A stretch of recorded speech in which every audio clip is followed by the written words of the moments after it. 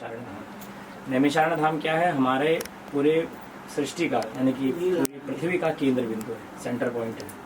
कैसे है? एक बार जब ऋषि मुनि हुआ करते थे हमारे पृथ्वी में, आप अभी भी हैं लेकिन उस समय की बात है, सतयुग की, तो जहाँ भी जाते थे ध्यान लगाने की कोशिश करते थे, आंख बंद करते थे, नेत्र बंद करते थे। क्या होता था कि उनको नेत्र बंद करते ही उनको सब कुछ दिखाई पड़ता था कि खेलना कूदना, मतलब माया दिखाई पड़ती थी। तो वो लोग चिंतित हो गए, ब्रह्मा जी के पास गए, कहा कोई ऐसा स्थान बताइए इस पृथ्वी में जहाँ पर बैठ कर हम लंबे समय तक भगवान का पूजन पाठ कर पाएँ, कोई हमको वहाँ पर डिस्टर्बेंस ना हो, कोई समस्या ना हो, जहाँ माया का असर ना हो। तो ब्रह्मा जी ने एक चक्र का निर्माण किया, उस चक्र को आगे आगे भेजा और ऋषि मुनियों से कहा कि इस चक्र के पीछे पीछे जाना, ये चक्र जहाँ पृथ्वी में गिर जाएगा वो एकांत स्थान होगा, वहाँ आपको किसी प्रकार का कोई व्यवधान नहीं होगा। तो चक्र कहाँ गिरा है? नैमिषारण्य धाम में गिरा है। यहाँ से मात्र 100 किलोमीटर की दूरी पर है, कभी आप आज जाके दर्शन कराइएगा। तो जब वहाँ पृथ्वी पर गिरा तो जिस स्थान पर गिरा, नेमी कहते हैं, जो चक्र कभी देखा होगा टीवी में, चक्र का जो आगे का हिस्सा होता है, जो तीखा हिस्सा जिसे कटता है, उसे कहते हैं नेमी। ठीक है, वो गिरा कहाँ? अरण्य में। अरण्य कहाँ हुआ? जंगल में। जंगल के बीच में गिरा तो उसका नाम पड़ा नैमिषारण्य। अब वो जैसे ही पृथ्वी में गिरा तो वो चक्र कहाँ गया? पाताल लोक चला गया, क्योंकि इतना तेज होता है, तीखा होता है, वो चला गया पाताल लोक। पाताल लोक गया तो वहाँ से जल का उद्गम हो गया, क्योंकि हम जब वहाँ के लिए जल पृथ्वी को खोदते तो जल आता है, तो नीचे गया चक्र और ऊपर आ गया जल। जल आया तो वहाँ पर एक तीर्थ का निर्माण किया गया, उस तीर्थ में आज भी हम लोग परिक्रमा करके स्नान करते हैं, तो उसका नाम होता है चक्र तीर्थ। ठीक है, वहाँ स्नान करने से कई गुना फल की प्राप्ति होती है। और नैमिषारण्य धाम में ही हमारी जितने भी कथा है, पुराण है, भागवत है या शिव पुराण है, 18 पुराण है या सत्यनारायण कथा है, वहीं से इनका उद्गम स्थल है। उद्गम स्थल का मतलब वहाँ सबसे पहले सुनाई गई। तो वहीं नैमिषारण्य धाम अपने मन को ले जाते हैं। कभी मौका मिले तो आप अवश्य जाके आइएगा। नैमिषारण्य धाम से ही कथा का हमारा स्टार्टिंग हुई है, वहीं से हमारी कथा प्रारंभ हुई है।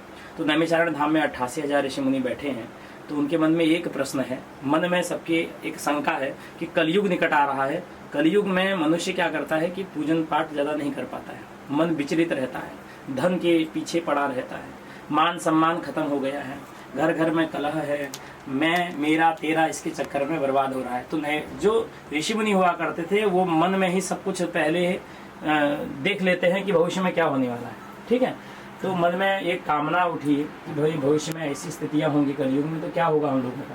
तो सब लोगों ने तपस्या की, लेकिन किसी के पास उत्तर नहीं मिला। तब तक एक सूत जी महाराज हैं, ब्रह्मा जी के मानस पुत्र हैं, छोटे से हैं, 18 साल 16 साल की उम्र है, वो आए हैं। तो लेकिन ज्ञानी नाम अग्रगण्यम, ज्ञानियों में अग्रगण्य। इस युग में धर्म की रक्षा किस प्रकार से होगी, धर्म की रक्षा के लिए सब लोग चिंतित हैं। तब सूत जी महाराज ने कहा एक काम करिए, आप भगवान सत्यनारायण का पूजन करिए।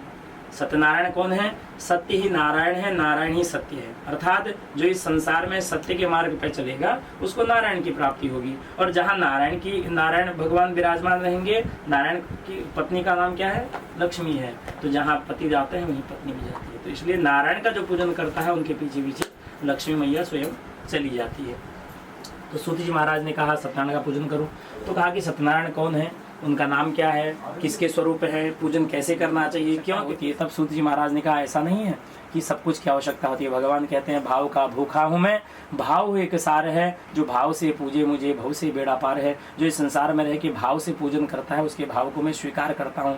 भगवान ने गीता में लिखा है पत्रम पुष्पम फलम तोयम यो मे भक्त्या प्रयच्छति। जो पत्र से, पुष्प से, फल से, जल से, अंत में भाव से, ये पत्र पुष्प फल जल और अंत में भाव मुझे प्रदान करता है, उसके भाव को मैं स्वीकार कर। 88,000 ऋषि मुनियों भगवान किसी चीज को मांगते नहीं है, भगवान भाव के भूखे होते हैं, इसलिए भाव से उनको जो भी देंगे आप वो स्वीकार करेंगे। कहा कैसे पूजन करना चाहिए, कहा किसी भी समय आप के मन में भगवान के प्रति श्रद्धा जगे तो आप भगवान का पूजन कर सकते हैं। उसमें कोई दिन वार नक्षत्र और किसी तो आटा होता है, आटों को थोड़ा भूज लें और उसको भगवान को समर्पित कर दें, भगवान उसको ही स्वीकार करते हैं, जिसको हम लोग पंजीरी के नाम से प्रसाद के रूप से भगवान को चढ़ाते हैं।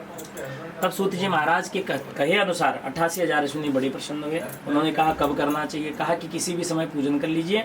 अगर एकादशी और पूर्णिमा को भगवान सत्यनारायण का जो पूजन करता है, आज क्या है एकादशी, उसका कई गुना फल की प्राप्ति होती है। और एकादशी कौन सी है आज? बड़ी नदी कौन है? सबसे शुद्ध और सबसे अच्छी नदी कौन है?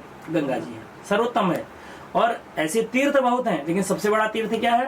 काशी तीर्थ माना जाता है, काशी कैलाश माना जाता है। काशी क्या है? कैलाश है। वृंदावन धाम क्या है? स्वर्ग है, पृथ्वी नहीं है, स्वर्ग है। उसी प्रकार से व्रतों का राजा क्या है? एकादशी। आप सोमवार, मंगलवार, बुधवार, बृहस्पतिवार व्रत ना ले पाए कोई दिक्कत नहीं, लेकिन महीने में 2 एकादशी आती हैं। एक एकादशी तो व्रत 2 ही एकादशी का, महीने में 2 बार एकादशी का व्रत लेना चाहिए, जिससे कि सोमवार मंगलवार सबका फल उस एकादशी व्रत में मिल जाता है। और दूसरी चीज साइंस से क्या कहता है? कहता है कि अगर हम गाड़ी को तेज रफ्तार में और हजारों किलोमीटर तक लगातार चलाते रहेंगे तो क्या होगा? आग लग जाएगी। ठीक है, एक्सीडेंट भी हो सकता है, आग भी लग सकती है, गाड़ी खराब भी हो सकती है। उसी प्रकार से हमारी मशीनरी है अंदर, ये मशीनरी अगर महीने भर चलती रहेगी तो क्या होगा? खराब हो जाएगा। तो इसलिए इस मशीन को ठीक करने के लिए हमको हफ्ते में 1 बार पहले से लोग कहा करते थे, घर के परिवार के लोग कहा करते थे कि व्रत। वासुदेवा श्री कृष्ण गोविंद हरे मुरारे, हे नाथ नारायण वासुदेवा, हे नाथ नारायण वासुदेवा, हे नाथ नारायण वासुदेवा, नाथ नारायण वासुदेवा, श्री कृष्ण गोविंद हरे मुरारे, हे नाथ नारायण वासुदेवा, कृष्ण गोविंद हरे मुरारे, हे नाथ नारायण वासुदेवा, श्री कृष्ण गोविंद हरे मुरारे, हे नाथ नारायण वासुदेवा, हे नाथ नारायण वासुदेवा, हे नाथ नारायण वासुदेवा, श्री कृष्ण गोविंद हरे मुरारे, हे नाथ नारायण वासुदेवा, नारायण श्रीमन्नारायण नारायण नारायण, श्रीमन्नारायण नारायण नारायण, श्रीमन्नारायण नारायण नारायण, लक्ष्मीनारायण नारायण नारायण, लक्ष्मीनारायण नारायण नारायण। लक्ष्मी नारायण भगवान की जय। पुष्प ले लीजिए। चतुर्थोध्याय।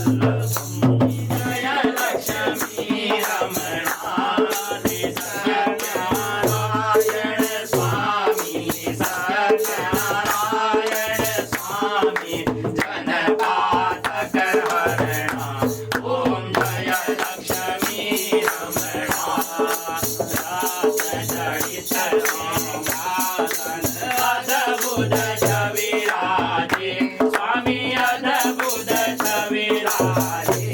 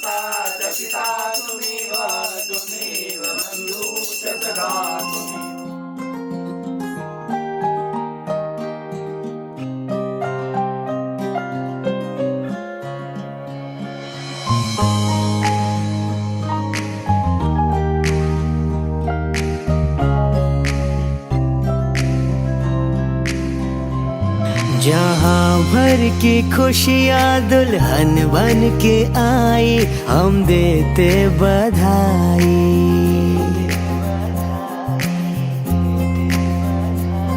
ये आंगन सजा है, बजी है शहनाई, हम देते बधाई। है स्वागत तुम्हारा नए घर में दिल से, तेरे आने से घर में रौनक है आई।